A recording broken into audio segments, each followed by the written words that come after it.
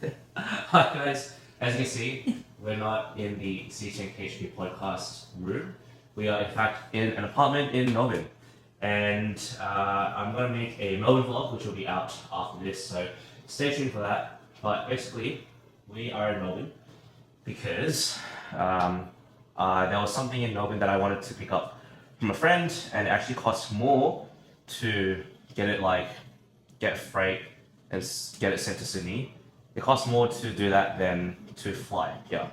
So essentially now we're here, and I am here with a very special guest, Kat.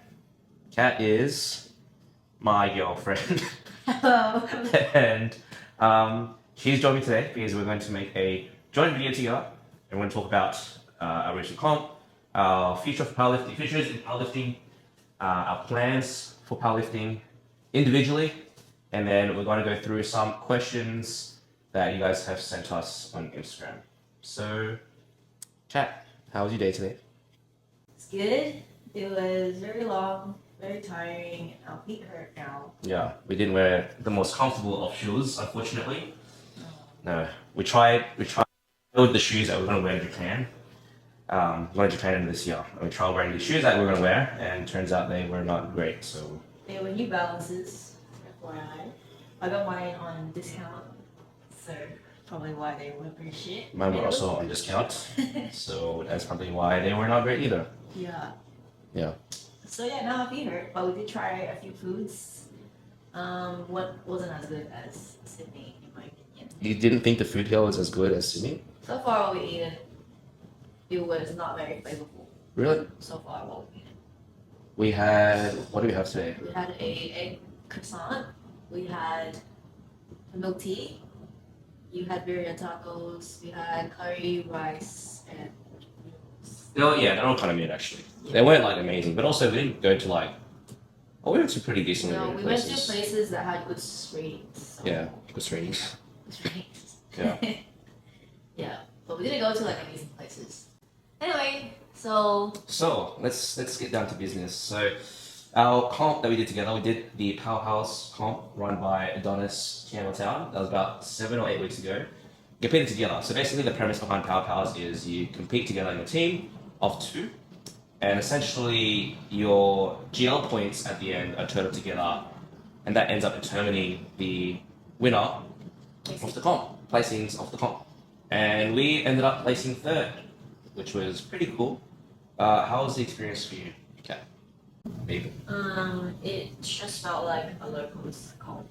Like, I don't know, I didn't really care about it. Yeah, it was just a comp to get internationals. It wasn't like I did expect it to be more exciting, but I guess everyone was very locked in. So What were your expectations going into the comp though? I don't know, I thought we were more fucking around. Since everybody was just going in with their friends, and it was people that who haven't competed in a while. I thought it was just going to be a fun comp, but I guess it was because they haven't competed in a while, or they were trying to redeem themselves, or they are bouncing back from some injuries or whatever. They were pushing really, really hard, which is obviously respectable. So yeah, once I realized everyone was locked in, I was like, oh okay. Yeah. Yeah, I think We were just at the back. We were just the vibe was more serious than I thought it would be. thought it would be. Yeah. But at the same time, I'm not surprised. I'm also not disappointed that it was like that. Yeah. Everyone took it seriously, which is very valid, very fair. Yeah, and everyone that performed, everyone that competed performed really well. Everyone had a good comp, I think. Yeah, so that was good. That was nice. But yeah, I thought it was more fucking around because there was a lot of people who knew each other and were old friends and stuff. But whatever. Ended up getting qualifying total. What did you actually total when? Were you happy with your result? Were you Yeah, I didn't really care about it. It was I totaled 365. Yeah, it didn't feel like I had competition. There were no ops, internationals and stuff, right? Yeah, but still come to a point where I've done so many comps, competed for so long, that it's not really I don't G myself up. You're pretty calm. I don't have high expectations. Both, Only knowing what I'm basically going to do anyway. both in training and in comp, you're very you don't hype yourself up, you don't G yourself up. Yeah. Pretty much. Well, there is a question about that we'll go into that later when we do a Q&A. For me, the comp was pretty fun, but like I guess same as Kat, it was interesting. Like I thought there would be more silliness in the back room. But yeah, everyone was pretty locked in, which is fair. Like I have no complaints about that. And yeah, I came in with like three goals. I wanted to deadlift 300 because my training had gone really well and like my deadlifts were showing up really well that I thought that I had a genuine chance at pulling 300. I wanted to gel 100 plus and I wanted to get on the podium. I didn't end up pulling 300.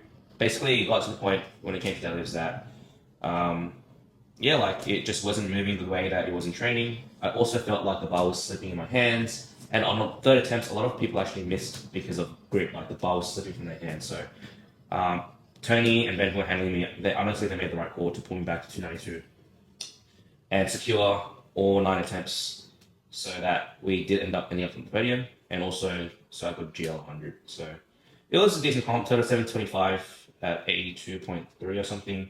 But yeah, moving forward. No. Well, I think another underrated like thing about your comp was that you didn't cramp at all. Yeah. Honorary Like, mention to you the went 9 for non-cramp. 9. Well, 9 for 9, like basically no issues. Something else. Yeah, like there were no There was no panic. extraordinary issues. Yeah. They were Usually just in your like comps, there's always like something that there's always some shit that like pops up and fucks up my performance. But this was a smooth day. Like there was no cramping. There was no yeah, which is really good. Moving forward, in terms of your future in powerlifting, you're still a junior. You're 22 this year, 23 next year, which means your last year of a junior next year. What do you have in mind? Like, what do you have as your goals or targets for the next year? So obviously want to go to Worlds. She wants to go to Worlds. But not well. Basically, the only reason I want to go Worlds is because it's in Costa Rica. What? Okay, so what happens if IPF announces that it's no longer in Costa Rica? It's in like, say, South Africa again for like they run it. Well, if it's actually above up nowhere, like and the area is like really just bad and it's really expensive, then obviously won't go. But if it's anywhere like South of Africa or like Malta again or anything like that, like I'll go because it's my last year of juniors, and that's. Well, after Worlds, I'll probably take a step back from competing anyway because I have other life stuff that I will prioritize. What other life stuff do you have? Like just placements and wanting to. You're studying physio right now, so placements would be 2026, right? Yeah, and I just want to like, I don't know, focus away from competing, but It's still powerlift though. casually. Yeah. Obviously, still hopefully maintain. I'm not going to do bodybuilding, but I might do like other things, sport related. But yeah, since I won't be pushing past Worlds, I will want to just have that experience. It's like probably the only time I'll have this experience, unless I mean, the 57 girls in Oakland's like kind of crazy, so I don't know if I'll have that experience again, unless I cut or gain a lot of weight. And the other thing is, before going to Worlds, I want to push placing first for nationals. It's a really big push, which is why I decided for it. Like the gap between me and Daisy is like 20 kilos.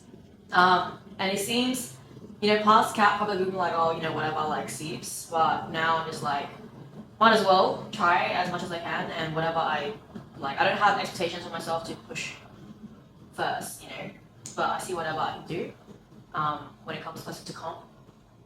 I know that past Cat, maybe like 2 years ago, or even last year, you were sort of still like, yeah, like whatever, competing is whatever kind of attitude.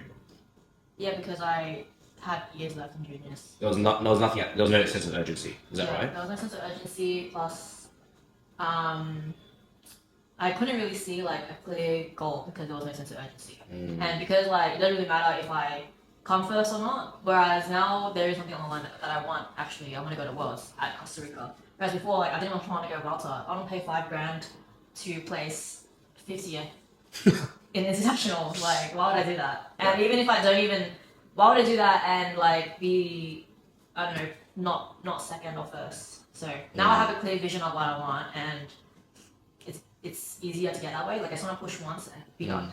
Yeah. So the I guess game plan is obviously like push hard in training to place first at nationals. Well, training's not the hard part. What's the hard part then? Fucking eating protein. Eating protein. Eating protein. Training's not the hard part. It's eating protein and actually getting hungry for like food and drinking water. So you feel like those externals are what's holding you back? Well, it's not cheap to have those things. Training is cheap. Training is cheap. Training You just is exchange your just time like- and then gym membership to Yeah, train. and it's easy. Just push yourself, you know. Whereas to eat, you have to one be hungry, have time, have money, gotta cook. Like that's so serious, and you gotta be like, oh, make sure I eat my protein. Like, and protein powder is disgusting.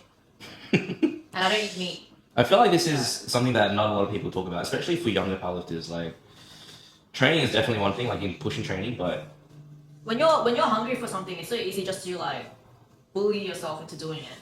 Except eating food. Like it's so easy to like feel your body, you know, push. That feeling is addictive. But then now you have to recover and eat whatever and make sure you don't get injured. So, you know, not to keep me together. But I'm also really scared of injury. And I know that once you start pushing, it's not only that will injury impact my training, but it will impact my life because I'm a massage therapist. And obviously my studies. And, you know, I just don't want injury. Yeah. yeah. I think, yeah, when it comes to your training, do you feel like you start to push harder though, given that you have this like vision now? Like I told Beth, like I told Beth, you know, if you want to like add more stuff into my program, do it, and I'll do it, and I'll hate it, but I'll do it, you know. And honestly, I don't really push like my leg accessories that much. I don't push it as much as I could. Yeah. You know, and part of it is because of the risk of injury. But don't you also, you told me before that you really don't like the feeling of like your muscles working inside your body? Yeah, I don't. It feels like I'm being tickled from the inside. Just makes you good. But for leg accessories, a big reason why I don't want to push it is because like it feels funny. Like my joints feel funny, and I don't like, and I'm scared of injury. But whereas upper body, I feel like I can just like push that. Like I am so good with upper body accessories. How would you injure yourself from doing like really hard leg extension, single leg extension? Do you not just like if you just do this, you know? Yeah, but like You do this and your knee feels funny already. no, but like the weight's not pushing you up. Like your legs gonna come down. You're not gonna injure your. No, but you know, fully extending my knees, I don't like that. Yeah. Especially when there's like weight on it and like. How about when you squat? Well, I do get knee pain when I squat, but anyway, that's kind of recent. Not really. It's just been getting more worse, especially when I do like pause stuff or just I don't know squats. I don't know. Just don't like doing leg stuff because it feels funny, and like especially like hamstring curls and leg extensions. I overcompensate by using other parts of my body. Do you sort of like pull on the machine and stuff? You know that video where there's a front POV and he's doing hamstring. Yeah, and he's like Yeah, that's me. But like I'm like full like moving my hips. Like it's not just my hamstrings anymore. So then, you know, there's a fine line between adding more weight and then using my other parts of my body to control it. And then it's just like not good for I'm not even targeting my hamstrings anymore. And there's also increased risk for injury. So yeah. Like any open chain exercises, I feel that way. Okay. So, are you done talking about your future? They talk about yours. For my future of powerlifting, like I posted on my stories that I won't be competing at the next nationals, 2025 nationals. And I probably will, I'm not taking time off training, it's just taking time off competing. And there's a few reasons. One of them is that I feel like I've been competing so often in such a short amount of time. Like I've done, I think it's 10 or 11 comps in the past 3 years, which is a lot. And I just haven't given my body the time to grow and just have a really good off season to build strength, to build muscle, and just to develop myself as an athlete. I also think that like I don't need like to do a comp for the experience anymore. It's not really because I've had that competition experience. I handle athletes and I've had such shit competition experiences. I feel like no matter what kind of comp I have, what sort of issues that I run into in future comps, like I can handle it. I can handle myself fairly well. So I think that's what has helped me come to this decision of not competing at nationals. Like I really just want time to build, and honestly, like the 83 boys right now are freaking insane. Like Nathan Tannis totaling 800, Carter totaling close to 800 at SPD Australia Cup. Like the baseline for 83s is getting close and close to 800 in the 83 class. And the next time that I compete, I pretty much want to be totaling close to 800. And I'm nowhere near that just yet. So that's the sort of like outlook I have at the moment. And I don't think that it's worthwhile just competing for the sake of competing when a big part of the performance of your comp is your off season and building your off season. So that's sort of where my head is at the moment. The idea is to have basically 12 months of off season, do a local around this time next year, and then compete at nationals again in 2026. I think also like given that Kat wants to do worlds next year and stuff, I probably want to coach as well at either junior worlds or at other world international competitions. There'll be a lot of traveling, so there'll be a lot of interruptions to training, and I think that by taking time off competing, it's going to accommodate for all of that traveling as well. Like I want to be there to support Kat as much as possible, and like if I prioritize my sort of like competitive spirit and my competition, I feel like I wouldn't be able to help Kat as much as I could, which I really want to. If she wants to really get to worlds, we had this conversation the other day about like both of us competing at the same time and us prioritizing our competition at the same time. Places like it's hard to accommodate and compromise because we both have these priorities that we want to sort of like achieve. Yeah. Yeah. Anything to add to that? No. So yeah, that's where my head is at with the future of my powerlifting career. Shall we go into Q&A? Okay. Well, thanks for sending through your questions the other day. I am going to try to pull up these questions. I'll just go from the top to the bottom. So, Milky Guitar, our friend Sumin, she asked, if you found each other arrested, what do you think the crime was? Or what would you assume that the crime was when we get arrested? Are we being truthful? Yeah, be truthful. Yeah. Probably something to do with like accidental tax fraud. Or like something like, you made big bucks but then you forgot you had money lying around, which has happened before. What? What do you mean? Your parents found 17 grand. Yes. And obviously would forget to declare that. Yes. So yeah. I don't know, something like I think I was gonna say for me, I think it'd be like tax fraud, but not intentional or something. Yeah, which is basically what I said. I get audited and it's like, oh shit, I didn't realize I didn't do that. Yeah. Yeah, that's fair. I think for you, I told you what mine is. Should I say it? I don't think you should say it. It might incriminate you. Yeah, it might be like, damn. Yeah.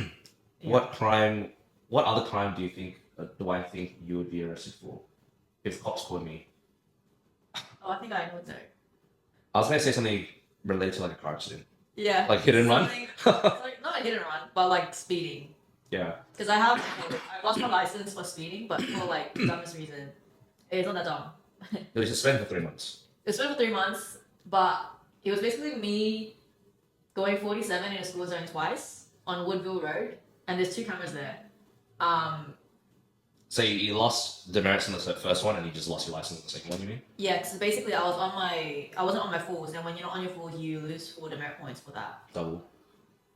Yeah, you Double. you lose double, and you only have 8. You only have 7 that you can lose. So obviously I lost 8, lost my license. So it wasn't like cool, like I was like speeding 150 somewhere. 7 kilometers. It was like legit That's 40 school zone. like. Busy thought it was a 50 zone. Yeah, I thought it was a fucking 50 zone. I didn't know it was school zone. So then I lost my license. Yeah. And it was like accidental, and it happened so. All right, next question. Sumin sent another question. She said, "Show me the most useless talent you guys have." I only have one talent. I only have one party trick. Show the camera. Go as close to the camera. So stupid. So your hidden talent is that you can Touch my nose with my tongue, because I have a really long tongue. show us the size of your tongue. So that long. That's Okay, it's good long. one of my useless talents. What's one of my useless talents? You can do a fucking aerial. You can do a one-hand cartwheel. I can do one hand. I'm not gonna do it here. You're obviously not here, but he can do it one. He can actually moonwalk as well, and I so can't even there was like times where I'm like, "Can you moonwalk?" He was like, "No, I've never done a moonwalk before," and he starts fucking moonwalking across my house. It's like, wow, like I can moonwalk. it's crazy. I can moonwalk and I can do a one hand cartwheel. And you can handstand. Not really. I can't hold it for more than like 5 seconds. Yeah, but you can get on your hands. That's Yeah. a handstand. I guess so. So those are my most useless talents. Next question. You also twerk. I can twerk very well. I'm not gonna do it. It's on our Powerlifting video. It is on our Powerhouse video, so go and Jeez. go onto Instagram and have a look. Jeez. Have a G's. Should I say that one? Yeah. Bea lives. Bea, my freaking client asked, how often do you guys shag? Should we be honest? I don't know. We're virgins, so Yeah, we're actually virgins. We have never shagged ever. I don't know what a shag is. I don't believe in shagging. It's not in your belief system. Yeah, it's not in my beliefs. Yeah, fair enough. So, Next question. Zena Jane asked, what was the inspiration behind K-hole? So, you want to explain it? Our Powerhouse team name. Our Powerhouse team name was originally K-hole, but we got a message from the meet director saying we had to change our team name, so we changed it to Special K. There is no inspiration behind it. It's just funny. we just thought it was funny, and we just thought if you got through, it would just be freaking hilarious, like people screaming K-hole from the audience. Yeah. But obviously, it was not very appropriate, so we didn't. What was our team name before that? Like K something. You said you wanted to be something boring. Anyway, he said he wanted to be something boring, and I was like, what the fuck? Like, this is the one time we can go kind of like crazy with our name because everybody in the powerlifting scene is obviously a bit of crackhead. Yeah.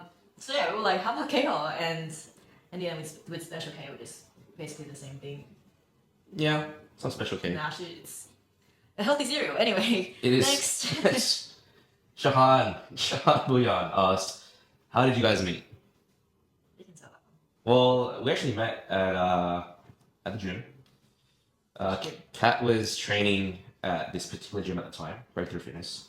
Kat was training there, and this was just after COVID, just after lockdowns. I was meant to start running the classes there the week before lockdown started. And obviously, like, COVID lockdowns were announced, so we were locked down for like a few months. And then after it reopened, I think Kat started training there, and I was also there. And essentially, like, I saw Kat on the gym floor, and I went up to her and I just said hi. Like, I was just introducing myself, trying to socialize, trying to meet people, meet friends, and it started off like that.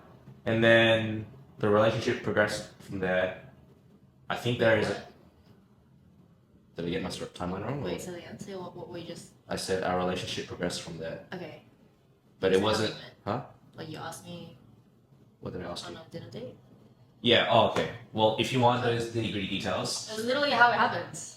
I You saw just Kat, freaking missed out like and detail. I asked for her name. Okay, stop. Okay, so basically, he like, I worked at a job at the time. That went. And he had asked me to go out on a BT dinner this one time. And Oh, yes. anyway, I remember he that. asked me on like Instagram DM if I want to go out BT dinner. No, sorry. Can I interrupt? Okay, go. The next day, so we had met, right? Yeah. And we had said something along the lines of like, let's catch up or let's have dinner or whatever. Okay. The next day, I went out clubbing with some of the guys from Breakthrough. Yeah. And I think from the Uber from Maryland to the city, I messaged you, DM'd you, and I was like, hey, we're going out, like, do you want to come along? Yeah. And you were working. Yeah. Yeah. And I said I was working, and I was like, maybe next time, basically. And he took the maybe next time as a like, oh, she's not like completely rejecting me, so I should shoot my shot again. And so he did. And I was like, fuck it, like whatever. At the time, I thought he was kind of like weird, like very cringy. Yes. But I was like, whatever, like let's just see yeah, fuck it, basically.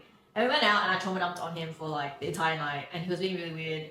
What? Like, no, you're being really good. Actually, you're being really sweet that you like listened to me and you're empathetic towards me. And then you started being really weird, like you like lay down on the fucking concrete on Parramatta River. I didn't actually. No, you did. I was going to. No, you did. I And I did told you not. to get up because I was like, "Fuck, don't be doing this, man. Don't be doing this." On Parramatta River, next to Parramatta River. You don't know how fucking chat this river is, and sometimes it gets flooded. Anyway, he didn't know that. Anyway, so yeah, he was like, I think you were uncomfortable, and that's why you were being weird to compensate. I was like trying to break the ice by just like doing random shit, You fucking weirdo. but it was not normal. It just wasn't received It, so was, it well. wasn't normal behavior. It was not. Anyway, so I felt like he was like cringy for like a while, but he was very supportive of what I was going through at the time, and just listening to me and giving me like a support. So for months, how many months? Maybe like 3 months. We were in talking stages. A bit longer than that, I think. 6 months. That wasn't. It was from November to March. How long was that? November, December, January, March. 5 months. 5 months. Yeah, so that's how we met. So, next question. Nathan Young. Go to KFC meal. Go to KFC meal. I'll go to, bro, honestly, this is written, it says go to KFC meal. It says go to KFC meal, you can't see it. Go to KFC meal to share together. I thought it read go to KFC to share a meal together, but it meant, It means go to. yes, I'll go to KFC meal to share together. That's really what he wrote. But anyway, so when we go to KFC, we usually just get whatever is freaking on the rewards. Yeah, we actually go to the KFC app It's promo space. and see what's the promotion, and we get what's promotion. That's literally if we go to any fast food joint, Macca's, KFC, HJ's is promos. SJ's, promos only, or we use our points that we accumulated from buying shit. But if we really want KFC, what we usually get would probably be a Zima box. A Zero box. Yeah, and Zero you box have the meal. wings, I'll have the burger, Yeah, and we share the chips in the gravy. and the Yeah. gravy. Cat's a big fan of potato and gravy. Yeah, big fan. Yeah, so I think if we were to just get a meal, it would be a KFC Zero box. We share. We share a lot. Yeah. Next question, Chloe. When did you guys know the other was the one for you? I actually don't know you. Huh? I actually don't know your answer. I actually don't know you. I don't know you. You don't know Who my- is this guy? Yeah, when did you know? What? Who When do I was? know? What? Do you know when you knew that you want? Just say yours first. I don't know. I'm trying to figure it out. Wait, legit the answer? I'm trying. No. Sorry. I'm trying to think. I'm trying to think of the specific moment. Okay. Well, it wasn't really a moment. Our relationship wasn't like that, where it was like, very rose-colored and romantic. Going through a lot of shit. And Such a fairy relationship. tale, like we didn't have a freaking honeymoon phase. We didn't have, the typical fairy tale relationship. It wasn't typical like, oh, I liked her, and then she did other feelings for me, and then we got together. It was not like that. It was like I liked her, and I was pursuing her. She didn't really like me, but I just kept pursuing her until she liked me. And even during, this is after he asked me out, so even whilst we were dating, I wasn't sure about him. But there was a lot of reasons why I stayed, even though I had instigated conversations where I thought I would have left. There were many conversations where the conversation started like, we need to talk. I don't feel like I love you. I love you. I don't feel like you're the right person for me. Yeah. And basically the reason why I felt this way was because I was very not used to the way that Kelvin was treating me. And obviously we were I young. treated you well. Yeah. Duh. And we were very young, so I didn't have a lot of love experience, relationship experience, and he didn't either. And I wasn't used to the constant support and affirmations and validations that he was giving me. And every time we had a conversation, I didn't expect it to end well. I didn't expect him to listen to me. And it was just because I was used to that, and I felt like I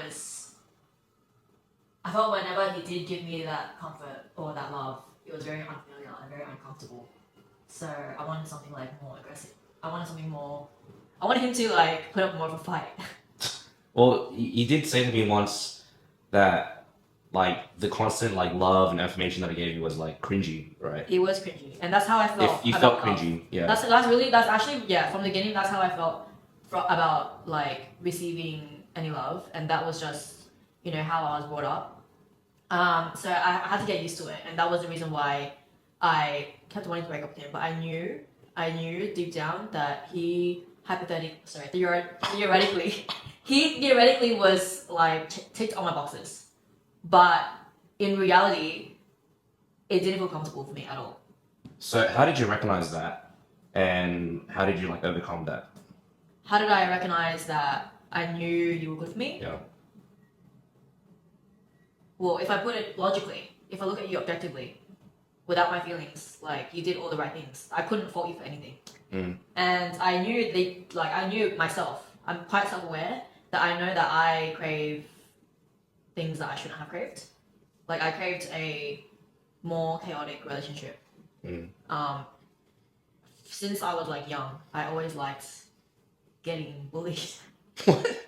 I felt like being in those situations where I was like there was power dynamics and shit like that, right? Yeah, I liked when like I was less than my partner. Obviously that's not good.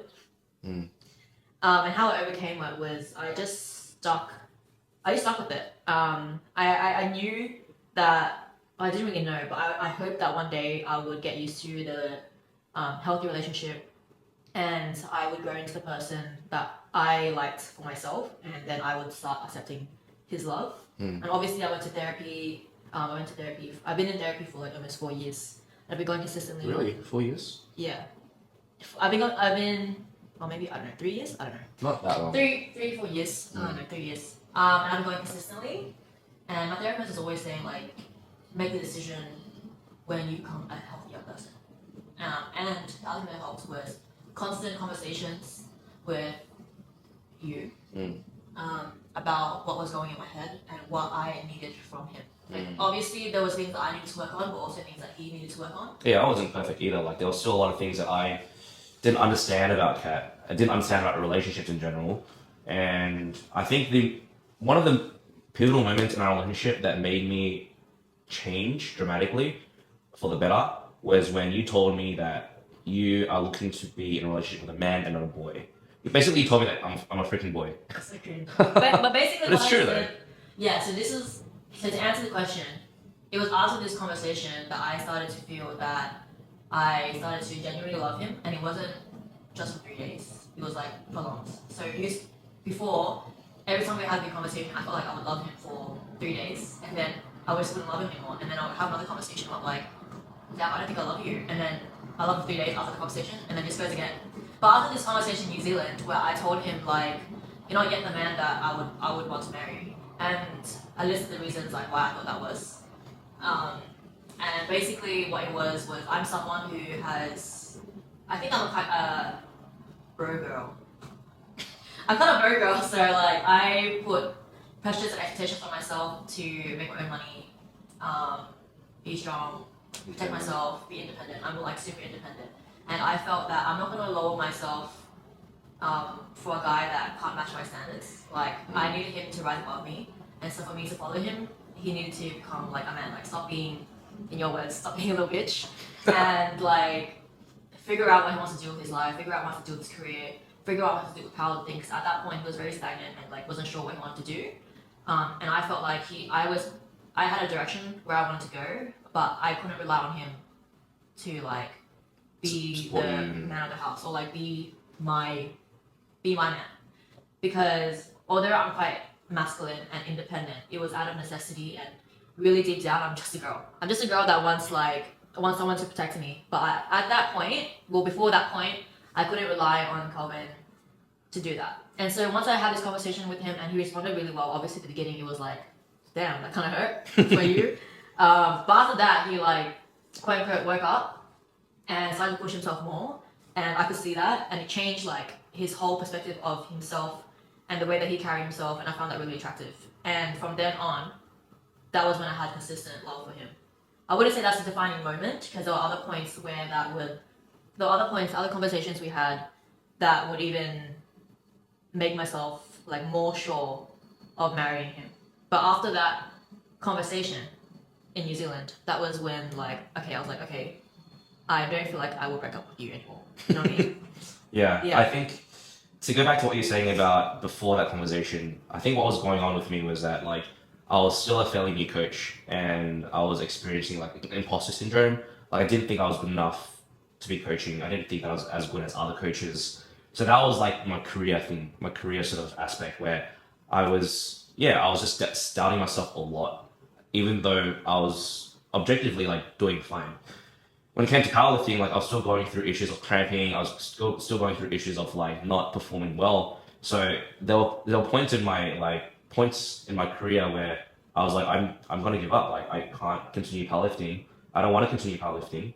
I don't want to continue competing because all I'm gonna do is keep cramping. And the other thing with my career was I was almost gonna quit coaching as well because I was just so like unsure of myself. And obviously, like when Kat had told me those things, like I got it completely. Like no one wants to be with a man like that, right? So that was the point where I really realized, like, okay, I need to get my shit together, and focus on bettering myself first and foremost. And I think what helped the most for me, honestly, was going to therapy. Like I've been seeing a therapist consistently for about not just a year, maybe shy of a year. And he's taught me a lot in my journey of self-discovery and becoming more sure of myself. And if I was to place honestly, I love you from, I love you from the start. But how did you know I was the one? Do you know what I mean? Like, I think when you started having these conversations with me and being really real and genuine, yeah. that made me more attracted to you because we could have those conversations. Like I've never had those conversations with anyone ever before. But also I think that when we did have those conversations, when it started off like I thought you were gonna break up with me, and then like we spoke, I listened, I responded. I always had this hope that you would like see it through. I just always had this hope that you would like realize that I'm here. I'm here. What does that mean? As in like realize that I'm Trying. You're genuine. I'm trying, and like I think that we are good for each other, kind of thing. Like I always hope that would work out. Yeah. In terms of a specific moment, I think it just continues to develop. Yeah. At first, it was very much like infatuation. Like I thought you were really cute. I thought that like you had very cute tendencies. I thought you were pretty. What are you saying? And then it developed to like obviously more emotional connection, and as like the relationship developed, then it just became deeper. And I think what continued was every time we had a conversation, like I felt like our understanding of each other, our connection just got deeper and deeper and deeper, and our values, despite all these difficult conversations, our values continued to align, which is very important for me. Like we have the same outlook on life, outlook on work, outlook on family. So basically it was like the more time and conversations we had with each other, the more we realized that we are basically the same person. We basically have like exactly the same it's kind of crazy, yeah. Core beliefs. Yeah. And I'm not saying that our opinions don't change, but our core beliefs is that we are both curious, open-minded people that are passionate in what we do, and we're competent. And we're competent people. We're competent people, right. And like we have some sort of brains in our head. I think the like anchor amongst us both is that we want to just do things that we enjoy, and we want to like love life. Yeah, basically our way of life is the same. Yeah, so I think that's really important, and that's helped us just continue to chug along like the trams outside right now. I think we yapped too much. It's like fucking over an hour now. It's okay. They enjoy our voices. Do you guys enjoy our voices? If you enjoy our voices, please like and subscribe. May Bell said Costa Rica for cat. Oh yeah, of course. Yeah, of course. Duh. Baby. Well, actually, if I don't podium, well, hopefully if I come first or second. There's a few more questions left. Owen asked, what is a pet peeve each of you have towards each other? You go first. I didn't think of yours. Sometimes, I don't even know if you know this, but sometimes you get like frustrated really easily. Yeah. And you get like not aggressive, but like yeah, I know this. You get angry really easily. Yeah, I know. And I'm just like, bro, like just chill. And then it makes me angry. Yeah. Like it makes me frustrated that you're frustrated. Yeah. So I don't like that. No, I do that. Yeah. Whoopsies. Another pet peeve. Okay, the pet peeve I have about you. At the beginning, it was that you were always late. Always late. Yeah. Another pet peeve. And I just thought it was like a disrespect to Your my time. Yeah. And it was like I have other things that I could be doing, but I'm clearing my schedule for you and you're late.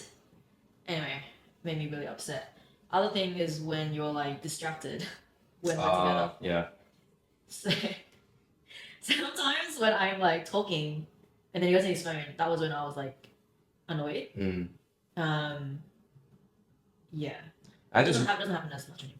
I had this really bad habit of just like if a notification popped up on my phone, I'll just check it and then I'll just like get on my phone while she was talking to me. And I can't multitask for shit. Like I'm really bad at multitasking. I can't manage two conversations at once. So, yeah, that's that. Next question from ZT Barbell. How long did you take to ask Kat out? Not that long, I think. Much. We were in our talking phase for about 3 months. And then 5 months. And then I told her that. Tell me he loves me at carnival. I looked at her and I said, I think I'm falling in love with you. And 5 months in. 5 months in. We were at a rave. Yeah. And I was like, oh fuck, like I either ruin the night and say nah, or I suck it up and just say it back, and then like whatever. Yeah. And then like say I didn't mean it afterwards. But yeah, I just chose to say it back. Did you end up saying like I didn't mean it Yeah, I did. afterwards? Yeah. But then the week after I asked you out officially. No, we started dating the week after. Well, you knew you knew that I didn't love you, and Yeah. you knew that for like a long time. Yeah. But the reason why we started dating was because we literally have the same fucking values and morals. So why wouldn't we date? And we were all like together all the time. Yeah, we were basically already dating. It was like, why would we like stop? Yeah, we were like hanging around a lot, and I was using him as a crutch for like. I was using him as a crutch for like a lot of things in my life that was happening at the time, and so he was always there emotionally supporting me. I just didn't have the capacity to like love him, but I thought fuck it, let's give it a shot, and see what happens. Nat, next question. Yeah. Nat asks, who has a stronger meal prep game? Neither of us. Neither of us meal prep, bro. It's pretty bad. Well, Kelvin obviously cooks better than me. I actually do Not cook better obviously, than but- I do cook better than Kat. Um, Kat comes over, I cook for her. I'm really yeah. Well, yeah. What? Well, sometimes I cook, but it's sometimes usually you do. ingredients. But then you just cook eggs. Yeah, I fucking bomb my eggs. Anyway, he cooks really good chicken. The reason why I'm shit at cooking is because like I don't like to eat. I'm not a foodie at all. So when I cook, I'm really half-assed about it, and I've eaten raw chicken a lot of times. To the point where I am pretty much immune. You are salmonella. I used to eat so much like shit when I was younger that I am immune. So to answer your question, neither of us have strong meal prep game. Probably me. Honestly, my mum cooks a lot, and she makes a lot of food. Like whenever she knows that Kat's over, she like gives Kat like a box of fruit or whatever. Yeah, which is really nice. And my mum helps me out a lot, which means I'm not moving out for a long, long time. Not until we get engaged or married. But Okay, next question, Skanky Joe. I'm just spamming her. Skanky Joe. Did she put her hands like that in photos? Does she put her hands like that in photos when she's waiting for something? You put your No. hand on my belly. Yeah, I put your hand on his belly because his belly was big and he's insecure about it. He was like, oh my god, my belly's so big. And so I was trying to cover it. She covers on my belly for me. And he didn't even look big on camera, so I just looked weird. Yeah. It means nothing else besides that. Yeah. Last two questions, Tony. The fuck? I'll do the first one. Would you handle me again? I would handle you, Tony, even though you freaking gave me so much stress and white hairs. It was still fun, and I will handle you whenever you want. Final question from Tony. Why doesn't Kat like it when we scream for her when she lifts? Okay, I don't mind it when it's in comp because everybody's screaming for everybody. But I think the reason why I don't like it in training is because once I am strapped up, my belt's on, my wrist straps are on. You're right. The only thing that I'm like focusing on is the squat. I mean, I don't think at all. Like my brain's actually empty, and so I'm on autopilot. And then the moment when someone screams for me, I don't expect it, and I get like shy, and then I get pulled out of my like my trance, and I'm like, oh no, like someone's like actually here, like I'm in the gym right now. Like I get pulled back into reality, and then I lose my focus or I get nervous, basically. Yeah, but in competition, I like phase everything out. Like I can't hear anybody. So even if whether the room is like really quiet or like really loud, I don't hear anything. So it doesn't matter. In comp, but just in training, I don't expect it because I'm like not there. Like my brain's not there. And so when someone like yells at me, it brings me back. Except for Beth.